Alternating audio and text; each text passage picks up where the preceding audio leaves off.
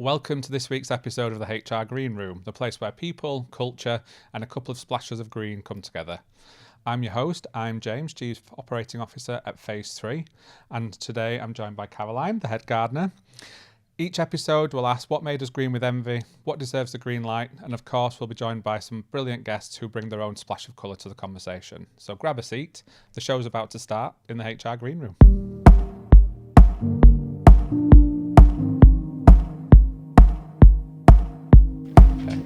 Welcome, Caroline. Thank you. Thank you for joining today's episode. We're going to be talking about organisational change. There's a bit of a funny story about how we met, wasn't it? We were actually joking about this in the office today. We were running an event for a partner and we had about 12 to 15 people sign up and only 2 arrived, but you were one of the 2.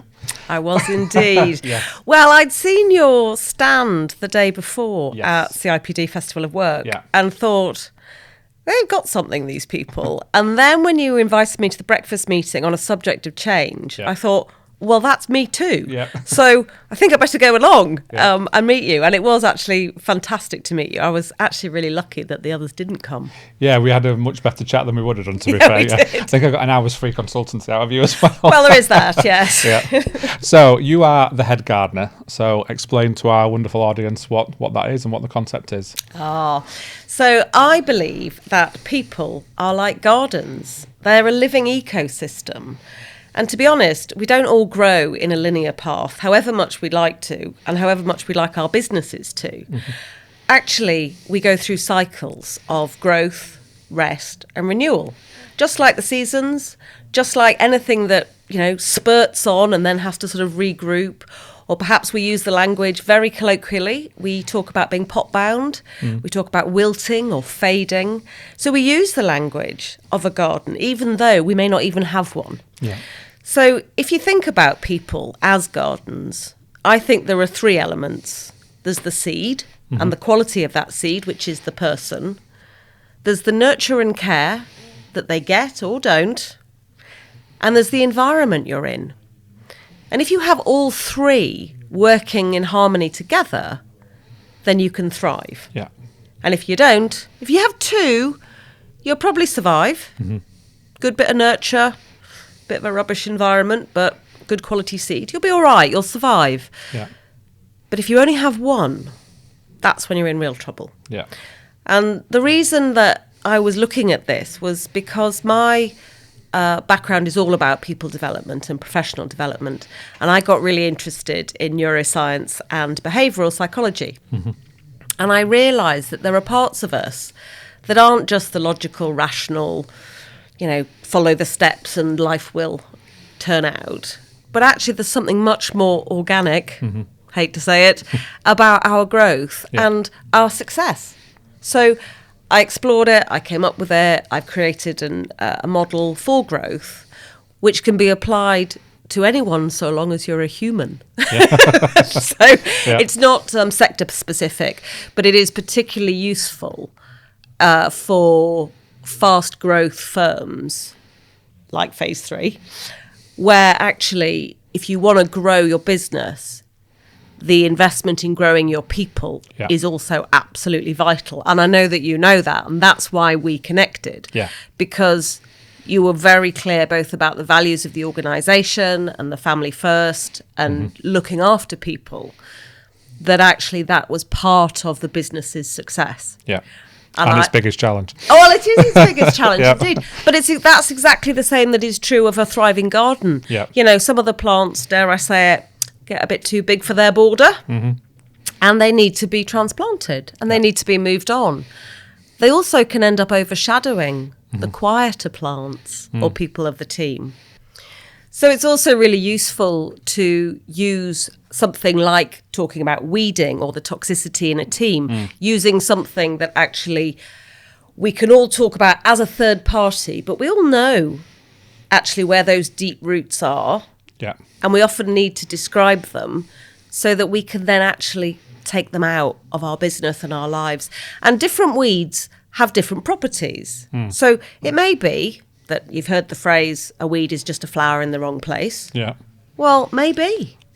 Maybe your team member is brilliant, but they're just in the wrong environment or the wrong team. Or maybe they've got some issues that they haven't been able to talk about or that haven't been heard. Well, maybe that's a weed growing at a sort of superficial level. But the real deep-rooted, thistly, thorny, difficult ones, they've got to be ousted. And that's hard, but there is a way of doing it. And I think that I touched lightly earlier on the neuroscience and the behavioural psychology, but that's where this is all based. It's all evidence-based. But actually, if we have to try and remember all the parts of the brain and which bit of chemicals do what, it's just another thing to learn. Yeah. Whereas if you just look out the window at a garden, you probably know what it needs. And people always say to me, oh, I'm rubbish at gardening. Well, who says I'm any good at gardening? I'm really good at gardening people. Yeah. But actually, of course, I have house plants that sort of I forget about and I forget to water. But actually, do we sometimes forget to water our teams or certain members of our teams? And before we know it, they've sort of keeled over. And by that, I mean, they've put in their notice and they've got another job. Yeah. And that's why I address it in that way, because it helps people grow, whoever they are and whatever their strengths, to create more of that rather than trying to fix people. Yeah. I think the thing that stood out for me from our very first conversation was talking about those people in an organisation who are good at their job, but they are toxic. And you said the phrase, a weed can be a pretty weed, but it's still a weed. And it's something that stayed with me, that, because it kind of really resonated in terms of that language and taking it into the concept of the garden. But it really did make me think about kind of our organisation, our customers that we work with. There are some customers that I like to weed probably at times as well. I'm sure we all would. Well, indeed. But actually, the thing is with that is that there are certain telling points early on in a relationship where you think, oh, I'm not sure about that. Or I don't like that. That didn't sit well. Yeah. Well, that needs to be stopped immediately because otherwise you tolerate that behaviour and then you think, it's them again. Yeah. Right, well, if you've got to blind to it. Yeah, and then you sort of accept it and it's allowed. Well, that's not okay for you, but it's also not okay for other people for whom they behave like that as well. We were just talking in the last episode about the fact that for the first time there are 5 generations, not for the first time, but for the first time in a long time, there are 5 generations of people in the workforce. And there are lots of memes about different generations and how they react to things. But there are certain groups of people who really now do not understand challenge at work. And behaviour being challenged is either difficult for them as the manager because they're not used to doing it, but also difficult to hear as the employee. People don't like to be challenged now and they take it as an attack on them. Yeah. And I'm quite sure that nobody really goes to work to do a rubbish job. No. But some people have a sense of entitlement, or they can bring their whole self to work, which is good in one way. Yeah. But in another way, there are days when I don't perhaps put my lipstick on and I might be in my pyjamas on the sofa, Yeah. And actually, you can't do that in a workplace. You've got to concentrate and focus on the business you're in, whatever that is. And so there are certain things that we can still be ourselves, but we just need to be a bit more cognizant of the fact that actually we're here in a relationship with a business or a team member or, whatever, a customer, to deliver a service or a product. And actually, it's a two-way street. So, what would you accept people saying to you? Yeah. That might be different to what I might accept. But at the same time, there is something about actually having positive intent. And we all say the wrong words. Yeah. But actually, positive intent will tend to get you forgiven rather than, got at.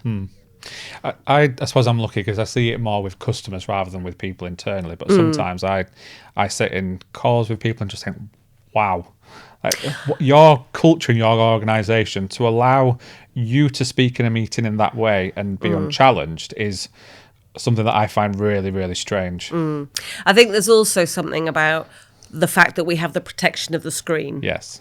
And I do think that whilst that is normal to have meetings and it's very efficient, you know, I've been in London and Manchester and, you know, Australia all in one day. Yeah. It was quite a long day, admittedly, but, Yeah. it was one day. Yeah. That actually it is really efficient to kind of hop from thing to thing and place to place. But it also gives you a protection that, you know, you can't have that feeling in the room. Yeah. You know, when you have that stop and people look at you and you feel really uncomfortable, it's not the same online. No.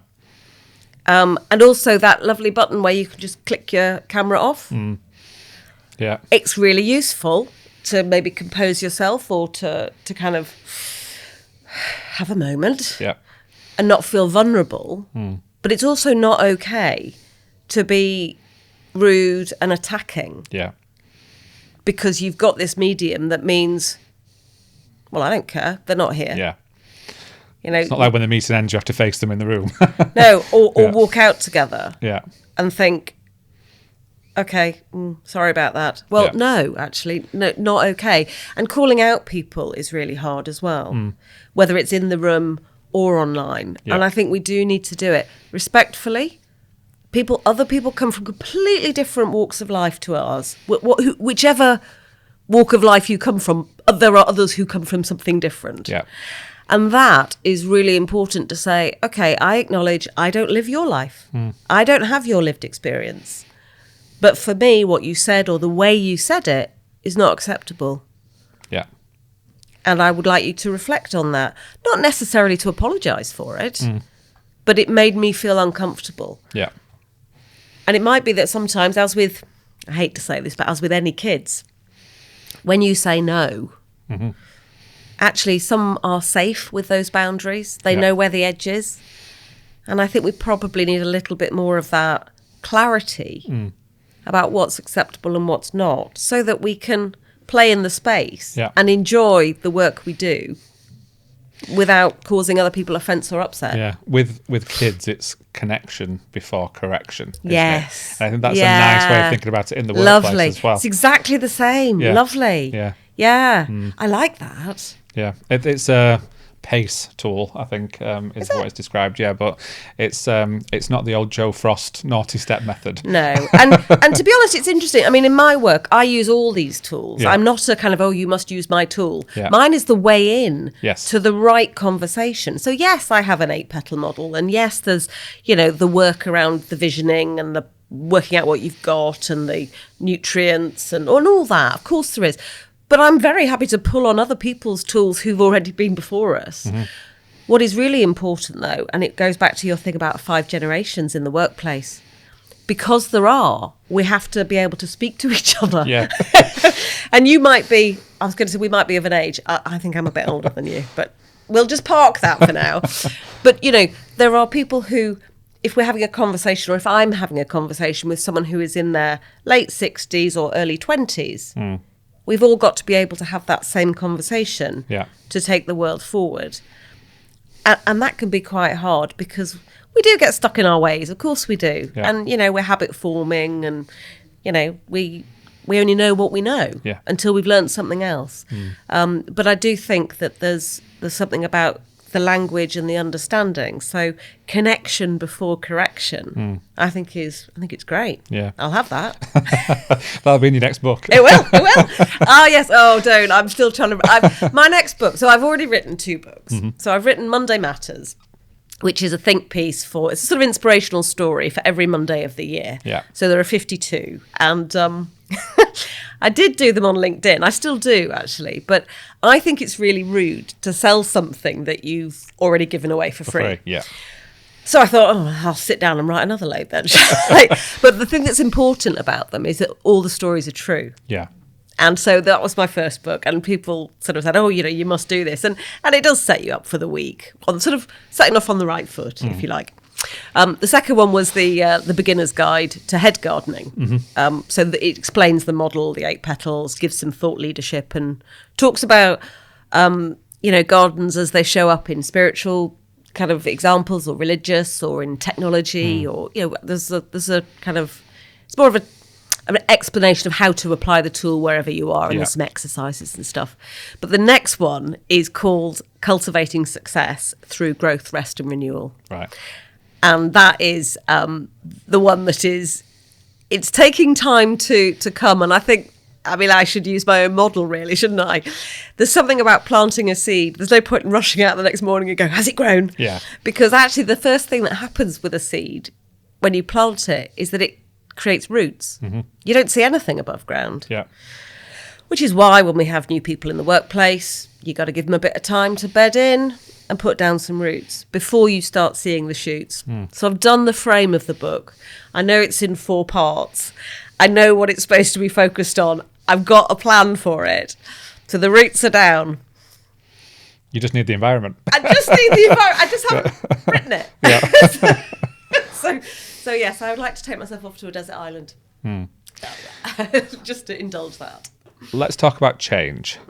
So in terms of change in a business, it's almost like the storm that comes into the garden, isn't it? It's really testing if those roots have been laid down well, and when you've done the weeding, what happens to those plants afterwards.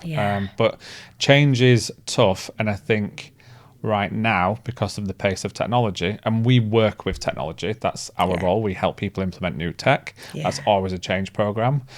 Every single time it is something that we point out in terms of not forgetting the change element of this and the human element. But I'm interested to hear your thoughts on change, because obviously it's an area you specialise in. It is. And there's a question of whether we're in change or transformation. And I'll come on to talk a little bit about why I think they're slightly different. Change is something that is, for me, more operational. And yes, we need to be ready for it. And so how do you get ready? And therefore, for me, that's the sort of aeration of the soil, kind of easing the environment so that we get ready for whatever is going to come. And that is something that we often rush into change because it needs to happen now. But actually, even asking the question, how ready are you for this? You know, what worries you about this change? Actually having the thought process and the moment to stop and go, am I worried about this? You know, I think some people are happier with change in their life generally than others, and it's more usual. So we also need to be aware that individuals as well as teams will be going at slightly different paces. However, eventually, and there's lots of mixed metaphors here, so just bear with me, you've all got to get to that start line so that when the gun goes off, you sprint off or you go at a gentle pace or whatever you've planned to do. Is it a long distance? Is it a sprint? What is it that actually the change is? But everyone has to get to the starting line, and that can happen in fits and starts. And so for me, it's about saying, okay, the William Bridges, the model around, you know, you can't find new horizons until you've left the one behind you. And it is the uncertainty in the middle that goes, well, like, we're no longer doing that, but I don't know what this looks like. That's a really stressful period for a lot of people.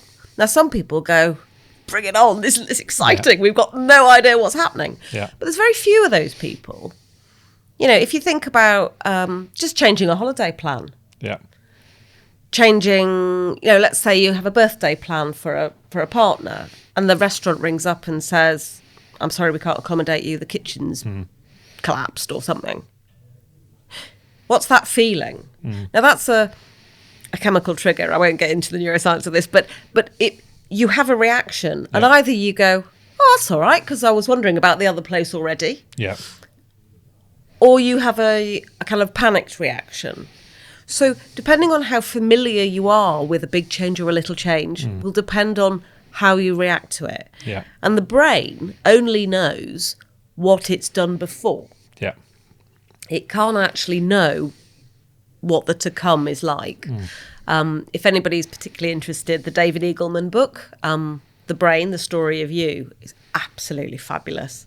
And our brains, did you know, aren't really fully formed until we're about 26, 27. Wow. I know.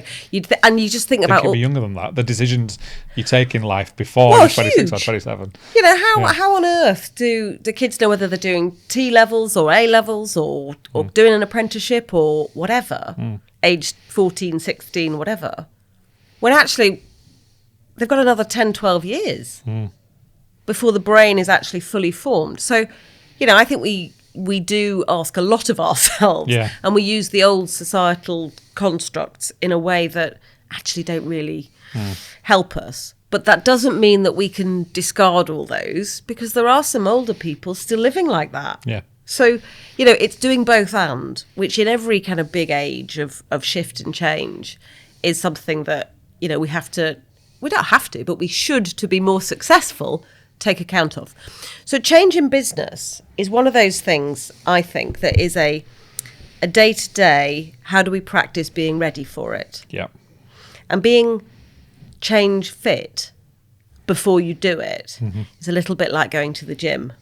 Yeah. And actually it means that you're ready for the race when it comes, rather than going, oh, crikey, I've got to do what? Yeah. You know?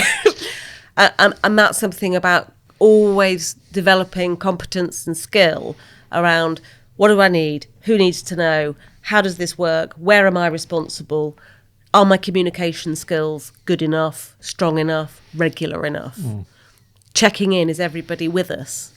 You know, you don't have to go the speed of the slowest, but you do need to help the slowest quicken up. Or if they need some reasonable adjustment, then reasonable adjustment. You know, it's so I think change is I'm the how.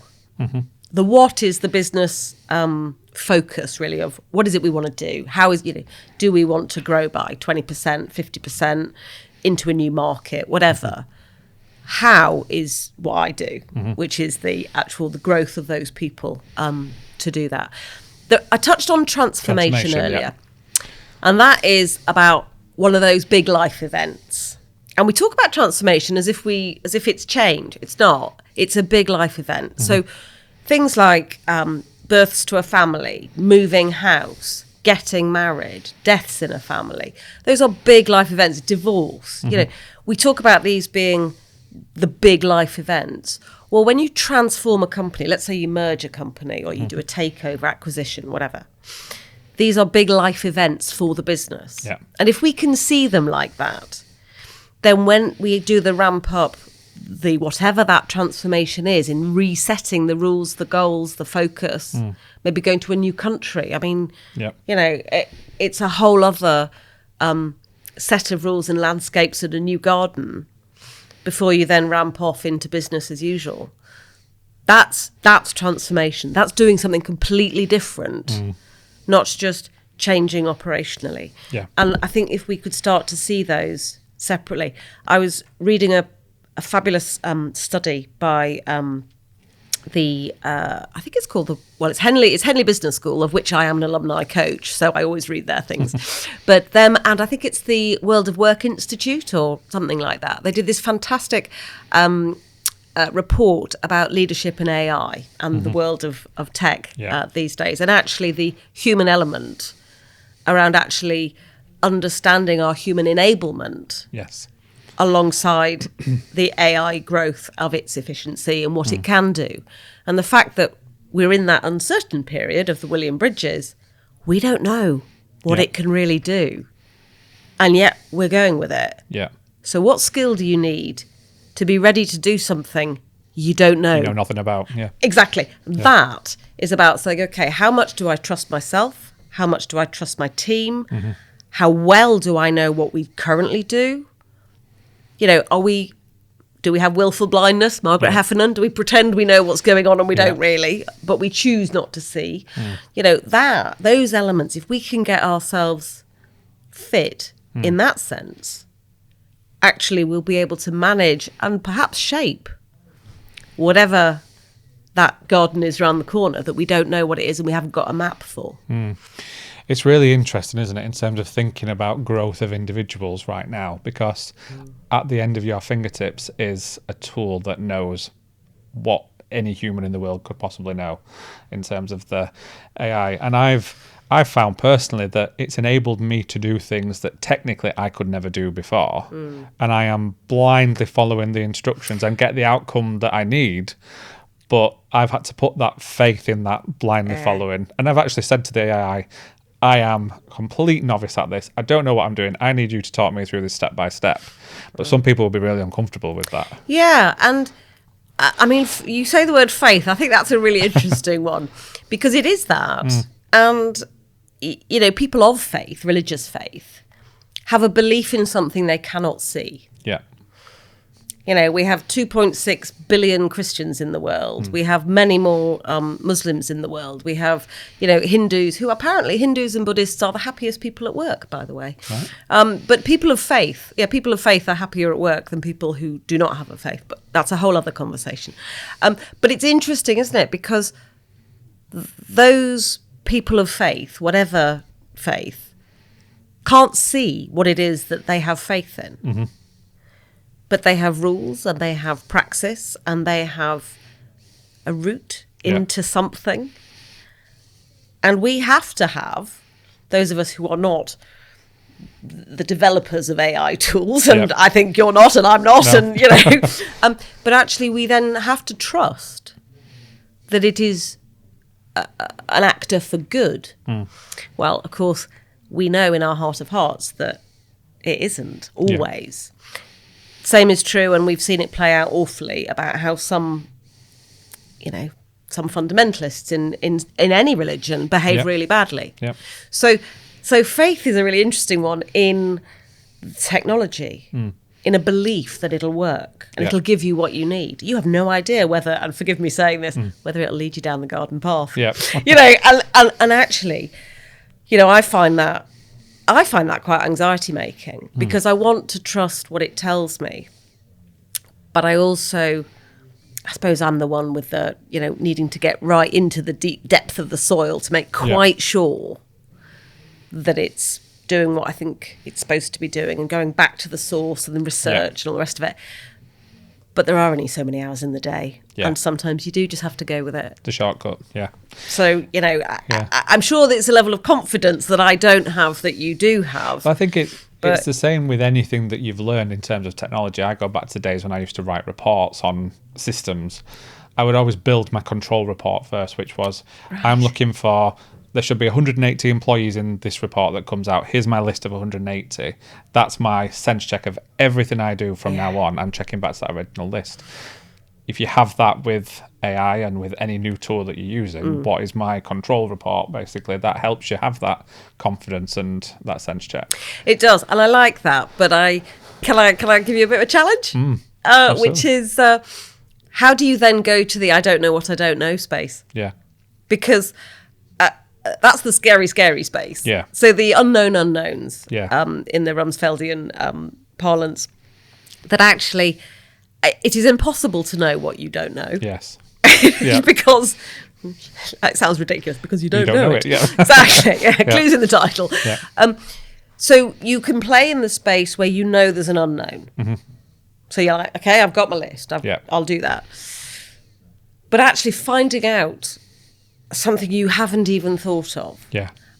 For me, that is the most exciting and terrifying all at the same time. So I do feel a complete novice in that space. But it is to relinquish complete control to find out something totally other.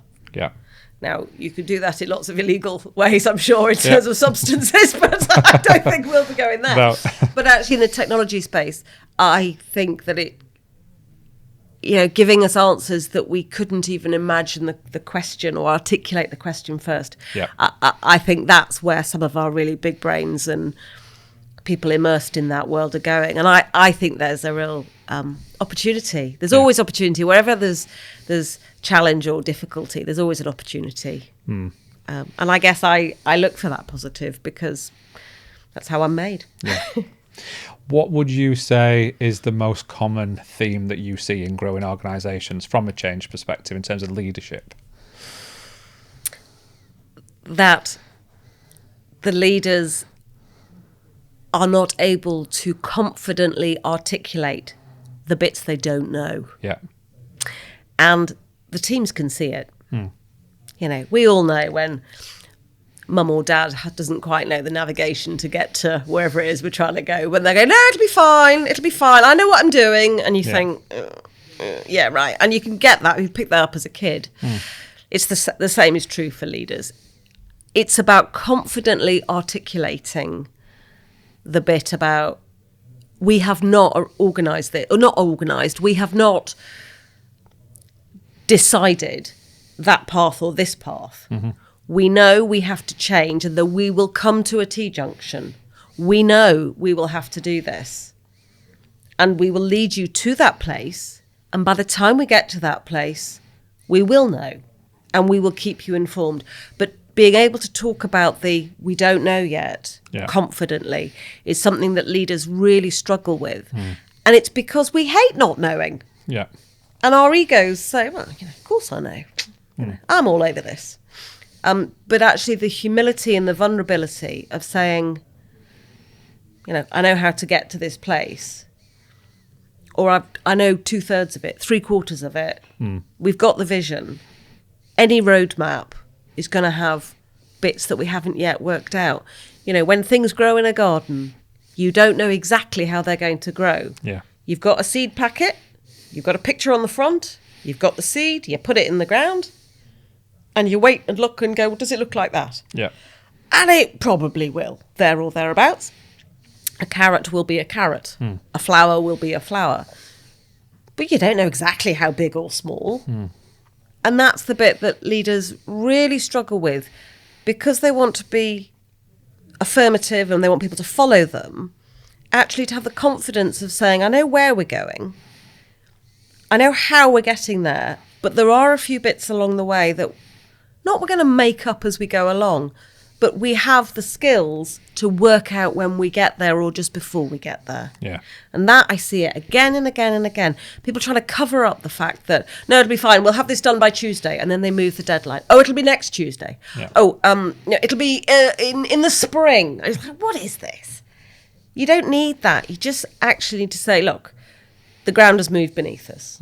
We've uncovered this. We're going to have to change what we said and change the decision. It was right when I told you, now it isn't. Yeah. That clarity and that confidence will allow the follower-ship to continue. Does it also potentially induce some anxiety in the fact that their leaders, your analogy, if your parents said to you, we haven't got a clue where we're going? Yeah, that wouldn't be great. Yeah. That wouldn't be great. So is that part of the reason why leaders don't? Because they don't want to instill that anxiety in others as well as the ego? Yes. Because I get a lot of it is probably ego. Yeah. I mean, and the thing is, you're supposed to, you get this high-paid salary, you're supposed to know where you're going, and you're telling us you don't. I could do your job. Of course you're going to get that. But actually, it is disconcerting. But if you have a belief that the people know how to get you there, then you put your faith in them to do that. Exactly the same as using an AI tool. Yeah, absolutely. It's interesting because you often hear people saying, we just need to stop changing for a while. We need a bit of a breathing space. I want to get off the merry-go-round for a while and everything will be fine then because we'll have a period of stability. But the world doesn't stop turning just because the merry-go-round did. That's right. And I think we see, or we have seen, change as one of those things that attacks us or is bad for us, rather than, to be honest, if something's pretty dreadful, it'll be changing soon. So it doesn't, so that'll be gone, as well as actually the good things. But evolution, development, that's change. The fear that we have and the language we have around, could we just stop changing? Well, you want to keep growing, don't you? Yeah. You want to be, when you're a child, you want to grow up. When you grow up, you want to be, whether it's a mum and dad or a grandparent, if you have kids that then have partners, or, these are things you hope and dream about. Well, they all come with change. Yeah. And that's something that the world is getting faster and faster, and there is new things all the time, and we are feeling sometimes like we're struggling to keep up. Well, if we create our own garden and we look after our own habits, emotions, attention and decisions, our head, then actually we can manage what we've got in front of us. I have no idea what tonight looks like, but I know what I'm doing here. Yeah. Do you know what I mean? So, because that'll be a change. So it's about dealing with what you've got in front of you and quietening some of those voices. That is just the sort of the narrative, the sort of the racket that we run in our heads. And I do it. Don't get me wrong. We all do it to a certain extent. Oh, what if the train's late and I don't get there and the recording isn't done? But what if it's not and it's great? Yeah. Yeah. So, I really liked Paul McGee, the sumo guy. Yeah. He used to give out these little postcards at his sessions, and the question was, on a scale of 1 to 10, where 10 is death, where is this? And it's one of those phrases that I actually go back to sometimes when I think, right, calm down. On a scale of 1 to 10, this is actually a 2, isn't it? Yeah, exactly. And in a week's time, it's probably not even going to be a half. Yeah, exactly that. But there's little things like that really do stick with you, aren't there? And that, in terms of change, I think the really interesting thing, though, is after the change. Yeah. So when you've been through, particularly with transformation, the behaviours of people at that point then, because you might have weeded the garden, pruned as well, and so the plants that are able to flourish almost go into a shock mode, don't they? Do. And it's interesting if you think of a couple of years ago, my mum went absolutely mental with my dad because he cut the plum tree back really far. And then the year after, it's got stunted growth, but then the year after that, it really blossoms and it gets like thousands of plums on it. Yes. And that for me is a really interesting thing, that directly after change, you get that little bit of uncertainty now. Where do I fit? Can I grow? Can I not grow? Should I grow? Should I not? Yeah, totally. And I bet she gave him hell for that. And I bet that next season she was like, see, look, I told you. Yeah, right. Yeah. And then the year after, she was like, right. But, and this exactly the same is true for professional teams. Yeah. That is absolutely right. And I think that it also depends how carefully, dare I say it, you uproot a particular plant. And if you carefully ease the roots out and put them in a new place, then it is slightly less traumatic than if you go, stop. It's like, really? Yeah. I once did a LinkedIn actually about talent management, and it was all about this very point. And I literally got it from doing some work in the greenhouse at home, and I was taking they'd all kind of got a bit straggly. These I can't remember what they were, but these little plants and seedlings, and they'd all kind of got matted together in the roots and whatever. They all needed their own little special pot to then grow a bit more. And I was carefully sort of taking them apart, and some of them had, frankly, just withered and died and gone, fine, she doesn't care, whatever. Yeah. Some of them had gone, yeah, well, I'm just getting on with this. I don't care whether she looks after me or not. I'm just going to grow. Yeah. And there were some that were kind of going, when's she coming along? Yeah. And so I kind of found these 3 different types, and I was thinking about, gosh, those teams that we ignore and that we, sort of, some who will just get on, some who, will do their best regardless, and some who'll just go, don't care, and sit there and sort of take the paycheck and do nothing. And as I did this LinkedIn all about it, and I put them in pots, and I didn't want to put them in too big a pot so they felt lost, because it's always nice to know where your edges are, even if you're not quite touching them and you're not jammed in like a, blooming sardine in a tin. But I sort of wrote this thing, and somebody wrote to me and said, "Are you all right? I'm really worried about you. Have you done something terrible at work?" And I was going, no, I genuinely was in the greenhouse. But because I had use the analogy for ignoring team members and feeling bad about those that I'd sort of basically just left in a tray and they'd always got on with themselves. They thought I was having a really hard time at work, and I was going, no, really. It was just that it came to mind that if you put people out of a very small pot into a massive new environment, they are going to go into that shock. And they do need a bit of time to go, right, okay, so what have we got here? What have I got around me? What's new? What's the same? How does it work? It is something that actually needs to be processed. Yeah. And therefore, before it's like, okay, I'll put my roots down here. All right. And then you start to gain the confidence and you grow stronger roots, and you then start to thrive much better than back in the tiny little pot where you were contained. But it is that double moment where you have the... And actually, as a business, we need to acknowledge that. Yeah. We need to say, no, you can't just say, well, I'm just going on a week's holiday. That isn't the answer. It's not we'll just stop work. Yeah. It's about, okay, we know where we've landed. We know where our roots have been put. Consolidation. How are you? Are you, how are you getting on? How does it feel? What does today look like? Those sorts of reconnecting, check-ins, check-out. What was great about your day today? What was not so great? How can we fix that tomorrow? Just some of those inquiring, curious questions so that people don't think they've suddenly got to be great. Yeah. Will then actually create the settling and the soil settles. And then you get this massive flourishing like your mum's plum tree. I do hope she watches this. It's funny, I think, because often when you've been through periods of change, I think using the language around how you feel rather than what you think is an important shift to make with people. Stop asking people what they think and start asking them how they feel, and you get a very different answer. You do, but that's very difficult for thinkers. Yes. So in the old Myers-Briggs terms, and you and I have had this conversation before, if you ask some people what do they feel, they're like, oh, stop it immediately. I think I'm the only F in my team. I think you are the only F in your team. Yes, I'm very happy about that. And I think that there is something about acknowledging the usefulness of an F. Yes. Even if you are the grit in the oyster that makes the pearl. And people go, I don't want to go with feelings. It's all a bit...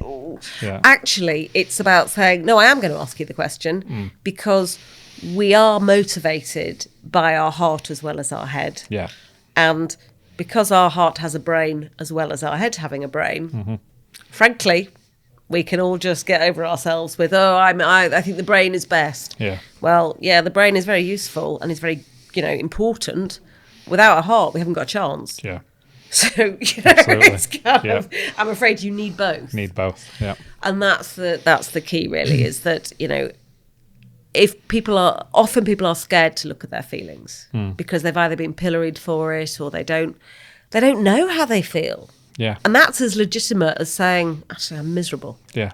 Or saying, there was lots of, do you remember during COVID, when everybody was deeply anxious and rightly so, and then there were some people, those of us who have an introversion preference, perhaps, who were kind of going, I'm delighted not to be going out. Yeah. I love the fact I don't have to talk to a waiter and I can just scan a QR code now. Yeah, exactly. And enforced fun and all those team things we used to have to do. Oh, God. Isn't it great that we don't have to do it and we can just go back to being on the screen? And I don't have to talk to people and go in and make small talk. These were kind of people who flourished. Now, I was working with the NHS at the time and that was a particularly busy time. Yeah. And when... every now and again I'd hear on the radio, so for those of you who are bored at home, and I'd go have a sort of small moment thinking I've just had 10 seconds to go to the bathroom in the 10 hours. I can't compare what we do to the NHS. No, well. My wife is a nurse and she worked very hard during COVID. Yes. But we were processing furlough for thousands of people and obviously not furloughed ourselves and working 14 hours a day, 7 days a week to get furlough calculations and payments correct. And it was always a challenge when people would want to talk to you about furlough when you didn't have time. And the stress, so there's something, that combo of change and stress. Yeah. You put them together, it's not an and, it's a multiplier. Yes, yeah. And, that is something to really notice and acknowledge because, those people's mortgages or rents or whatever were still going out, weren't they? Exactly, they still had to keep the lights on. So you couldn't get that wrong. And therefore there was a kind of it was even more important. Yeah. You couldn't just nip round to the house with a bunch of tenors. Yeah. I'm not saying you can these days, but I'm just saying, there was just none of that. Yeah. You had to get it right. So the stakes were even higher. Change was there was one day where there were 17 changes in legislation in a day. in terms of how it was written, and nobody got it right. That was No. the actual answer. Some of us got it better than others, but nobody actually got it right. Yeah. But it's just a really interesting kind of real life example there, isn't it? But living at that level of stress is not sustainable. No. You know, there is something about actually those waves and curves of actually being able to grow, and that's why the thing about growth, rest, and renewal it is a cycle, because it is not possible to just. Well, I always say it's not possible just to grow like Jack and the Beanstalk, because if you do, there are definitely giants at the top.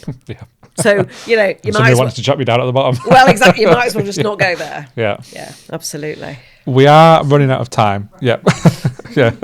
So we are running out of time. What we always ask our guests, first of all, is back when you were green, was there anything that you can think of that you wouldn't want to repeat, or a funny anecdote? Well, it's a shameful anecdote, if you like. And this is back in 2009. And I'm delighted to say the person that taught me this lesson, I am now back in touch with, because we lost touch for a little while. But this was just before the Equality Act 2010 was coming in. Mm-hmm. And I was working in an HR department, and my head of equality and diversity came to see me, and we were talking about a few things and her objectives. And she said, well, you know, the Equality Act's coming in, and there are 9 protected characteristics. And I went, 9? I was like, how am I going to remember all of those? And she was going, well, it's quite important that you do. And I was like, right, okay. And, you know, what was really odd about this is 2 things. One is that actually it really taught me about looking ahead. Mm-hmm. Because actually I was like, oh, I didn't know that was happening. And now I'm very conscious of some of the things, talking about the 17 changes of legislation, that actually it's really important to look ahead and not just look at the now. The now is really important to get right, or as right as you can. But just thinking about what's coming next. Is it the frost? Yeah. Is it going to be parched earth because of the sunshine? Is it going to be a change, a big change, a strategic change? Having an eye to that and that foresight really taught me a lesson. The other thing that I hope she'll be very proud of me saying this is I actually went to a team the other day and talked about the 9 protected characteristics in the Equality Act 2010, and they couldn't name them all. And I was like, yes, but I can. So I was like, it was a win. I was like, it's only taken since, you know, the end of 2009, beginning of 2010. But no, I was, you know, it's a really important part. And that whole, the focus on inclusion is something that I have been a bit of a warrior ever since. I am an anti-racist. I think it's vital that we all are active in that space, particularly those who have white privilege in the way that we do. It's something that I'll take any opportunity to talk about and support the global majority in actually flourishing, blossoming, sharing and growing in a way that we can all do better. But that was one that made me think, I really ought to look a bit further forward, shouldn't I? You are expected to be an employment lawyer when you work in HR almost. I think I know. And actually I wasn't particularly, you know, it just wasn't I can do it. But it's not where I thrive. I came out of university having studied HR, knowing lots about the legislation and nothing about how to manage people. That was the... Well, there you go. Well, I mean, I was a nurse, and, you know, I had a degree from Manchester, which, you know, I love coming here. But actually, I had a degree. I didn't know how to be a nurse. Yeah. Anyway, that's a whole other conversation. Well, the last thing we ask our guests is, what is something that you would like to give the green light to? Ooh. Well, I think certainly the self-starters who are in our audience today will be pleased to know that the head gardener now has a teaching and interactive course online. It's a 3-module course called the Bronze Level Head Gardener's Course, and that's about the essential tools for growth, for effective teams, for tackling difficult conversations and the weeds, and understanding your own leadership and the sort of style and impact that it has. And it's my first foray into digital learning, e-learning, and whether it's, B2B or whether it's actually individuals want to do it themselves, they can access it through the website and be part of my community. So I've been really pleased that I launched that a couple of weeks ago. And I think that for me was a big green light into 2026. Well, we'll give the green light to our managers using that. Yeah, thank you very much. Excellent. And we'll share the link in the, in the podcast fantastic. as well. Thank you. Well, we could talk all day, I'm sure, but we do have to wrap it up there, I'm afraid. But thank you so much for joining us. It's been a very interesting episode. Great pleasure. And to our audience, thank you for joining us in the HR Green Room. Until next time, keep giving the green light to the things that matter the most.